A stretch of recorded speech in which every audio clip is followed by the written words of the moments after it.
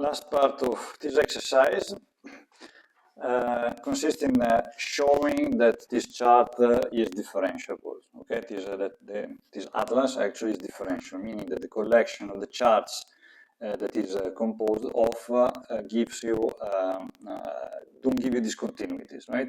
So you basically have that the derivatives are well defined over all points. Okay, there are not discontinuities in the derivatives, which wouldn't be physical. Okay, so we are trying to look something that works with for general relativity. And if you think about it, general relativity is expressed everything in terms of manifolds, and the property of gravity will depends on the derivatives computed over this manifold. And you know that gravity doesn't make jump, so to say. You don't expect that if you have a massive object and you are passing nearby, you have a gravity with a certain amount, maybe it grows or decreases, it doesn't matter. In a continuous way, at a certain point, boom, it becomes completely different. No. So that's the point of differentiability. You need a differentiable manifold. That's why we are checking if this chart is respecting that. Good. So let's start that. First point, to help us to arrive at the final results, the question is, where do the domains of these two charts intersect? And that's clearly at the equator. Okay, so let's also in general, you can set the boundary between the two wherever you want, but when the two are intersecting one each other, when these two lines are crossing, one coming from here and one coming from here, pointing at the same position, pointing at the same point on the manifold, you must be allowed to have the well-defined derivative there. Nice. So let's do that. So first point, where do the domains intersect? So we start. It's by looking at just giving names to the coordinates on the two charts. So we are going to call the x and y, the points belonging to the chart on the north plane, and x prime and y prime, those on the south planes. Okay, nice. Then we are going to use polar coordinates, not in 3 dimensions, but in 2 dimensions on the plane. Okay, so what you have your sphere, right? Where is it? Let's go to the spheres here, and let's take, for example, the south plane, this one. So you have your ball, and now we look at the plane. We have the center, and we characterize these coordinates not in Cartesian. We are going to use the points on this plane not in Cartesian coordinates, but in polar coordinates for convenience.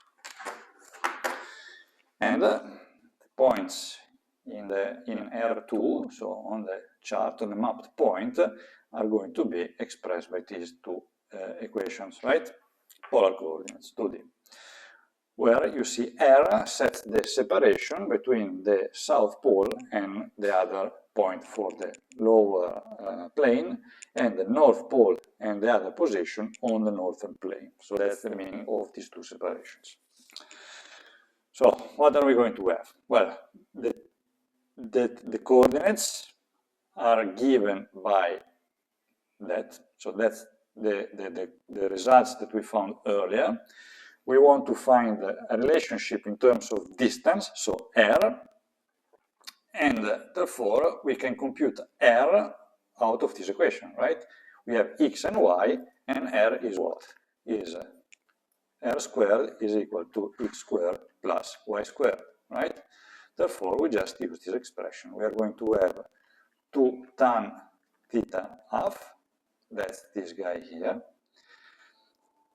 times the cosinus of phi, this is x to the power of 2, plus the same expression times sinus of phi to the power of 2.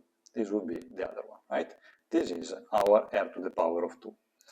Then you see that we have this 2 tan over theta is repeated twice, and then we are left, if we put it together, we are going to have cosinus squared plus sinus squared, which gives you what? 1. Cosine squared plus sine squared is 1.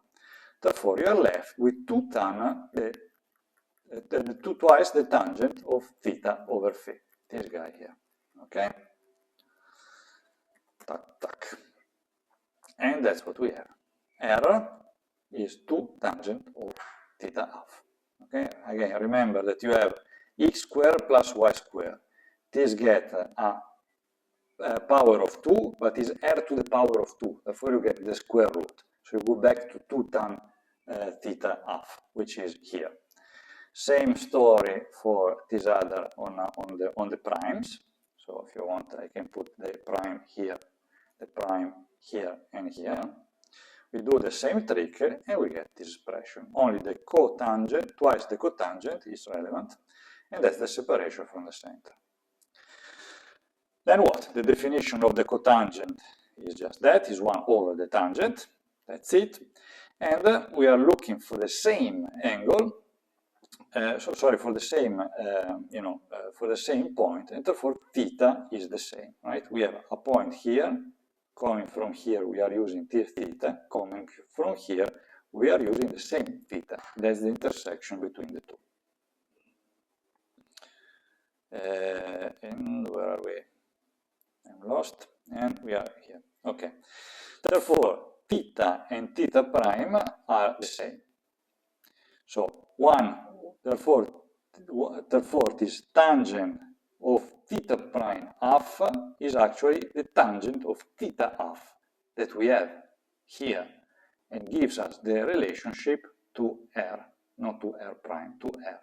Therefore, we get this expression, we plug it in here, that's because theta is equal to theta prime, and we get 2 over R, R over 2.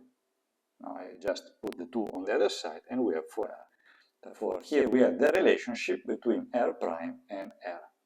Okay? That's the distance at which I have the interception. Now I was completely ignoring phi, right? I said that we are in polar coordinates, but we are talking about a ball, and therefore where I am in the phi coordinate is irrelevant. I can always set it equal to 0 because that's the point in which we have the interception. Okay, nice. We have this constraint. Then what we do? We basically continue to look for the differentiability of the sphere.